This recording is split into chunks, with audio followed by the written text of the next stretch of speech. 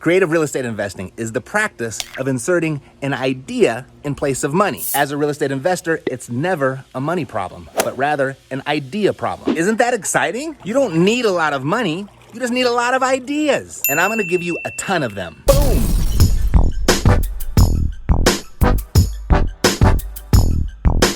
Sorry about that, I get carried away when we talk creativity. It's a good thing I don't make my living with my creativity on the dance floor, but I'm paid very well for my creativity in real estate. Stick around, and you will be too. We refer to these creative ideas as terms. Terms like equity sharing, options, lease options, agreement for deed, seller carryback, subject to, wraps, all-inclusive trust deed, and so much more. You'll see links in the description below where I walk through each one of these one by one. Right now, I'm gonna show you how to use options in your creative real estate investing. But before I do, click the subscribe button and ring the notification bell because I post cool stuff like this each and every week, and you don't wanna miss it. Let's do it. An option. It's a unilateral agreement for you to buy or sell on or before a specific date at an established price.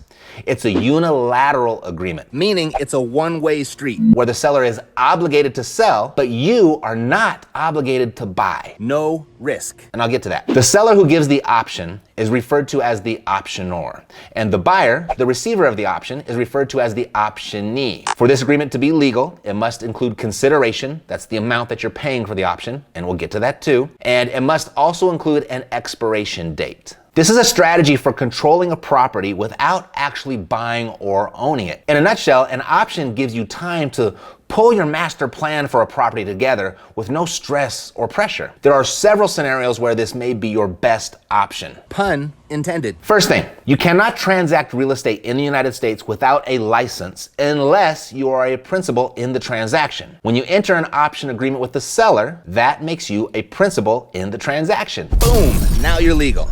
So if your intent is to resell a property that you don't yet own, you first need to become a principal before you can do so. Wholesalers, you hearing me? Don't go anywhere, it gets better. In addition to control, an option contract gives you equitable rights to the property with zero risk. And with those rights come the right to inspect the property and the right to market it. So you can market for a buyer who would be willing to pay you more than you have an option for, or you could market for an investor partner. Refer to the last lesson on equity sharing, and you might get an idea or two for that over there. An option on a property can allow you to tie it up to give you time to conduct longer than usual due diligence before taking ownership. As an example, for property development, or for zoning, or property use changes, or maybe you need time to get special permits from the city, or maybe you're waiting for some event to happen that could impact the value of the property. Like you heard Home Depot might be buying the lot across the street, or word has it your local football team is contemplating building a new stadium nearby. And if they did, it would boost property values in the area. That could change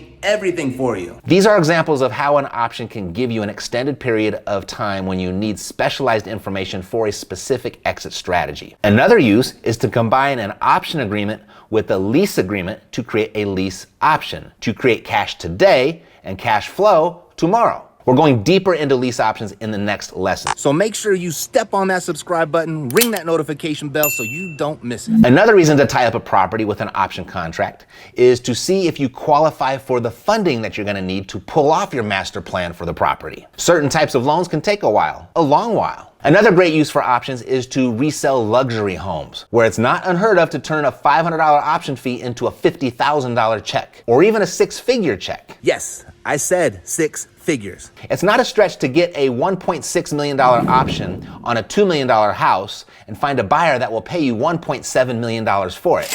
Imagine if you were to do 1 or 2 deals like this a year inside of your self-directed Roth IRA retirement account, where the government, as of the recording of this video, has an annual contribution limit of $6,000. But with a single option transaction like this, you stuff $100,000 into it. Legally, morally, ethically, and tax-free with the government's blessing. And of all these scenarios, if they don't pan out the way that you want them to, say you couldn't find a buyer, or the city wouldn't grant you the right permit for your development plans, or your football team decided to pick up and move to another city altogether, and the option period expires, the option contract becomes null and void. That's it. There's nothing for you to do or to be concerned with. So here's the process when you're buying an option. 1, identify the property. 2, negotiate with the seller your purchase price as low as possible, and you want to negotiate today's value. Conversely, if you're selling, you want to negotiate the future value as high as possible. 3, negotiate the expiration date as far out as possible. 30 days is pretty easy, and actually 90 days shouldn't be a difficult request. Beyond that, you may get some resistance,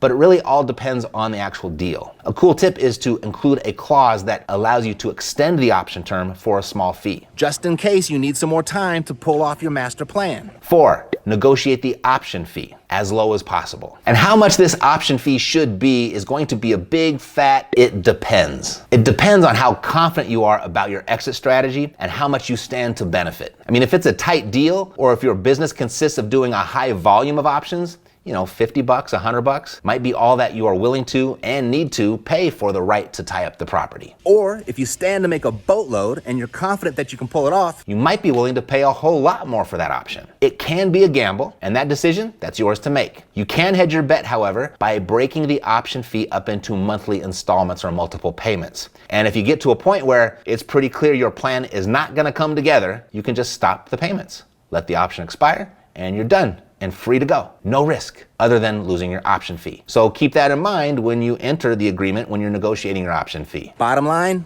ask for the moon. Ask for more than you actually need and settle for what you get. But if you don't like what you get, don't hesitate to reject the seller's best deal. There'll be more.